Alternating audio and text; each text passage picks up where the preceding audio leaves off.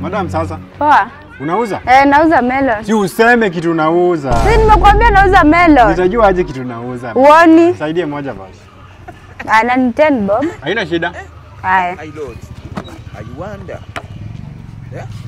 Ni 10? By the way, unaona huko mbali nafanya mjei. Kwangu iko hapa karibu. Kuna wasee wa mjei hapo wanaweza taka melon. Sasa si unaweza nipeleka hapo niwauzie. Unaonaje deal? Tukienda wauzie melon zote wakinunua. Unalipa kama commission. Hakuna shida. Ndio tushaenda kwa nyumba kwako kinipea pesa yangu. Hapo najua tutaelewana tutakosana. Uko sure?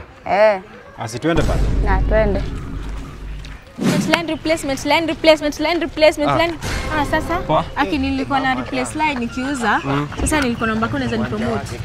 Mimi line yangu haina shida but niko na madogo wawili watatu wamemaliza shule unaweza ndio wa replace. Si twende nionyeshe basi. But mimi nilikuwa naenda job naona nikichelewa. Usijali nitakucompensate. Kuna commission. Kwa commission? Tunaweza pitia kwako. Tupitie kwangu. Twende. Hatutakosana. Kuja hivi. Ni nini? Wewe ni bibi yangu. Nini? Ati bwana yako. Sasa uliniambia tukienda kwangu hatutakosana. Si ndio? Twende tu. Kumbuka nilikwambia hatutakosana kwa nyumba. So wewe je kitu utafanya? Uko sure hatutakosana kwa nyumba? Tunaenda kwangu? Twende mjue vile tutacheza. Niaje bro? Poa sana. Bado uko tu kazi? Niko kazi tunaenda kuchukulia huyo ID na kumreplace line ni nani? Niko na demo melon hapa.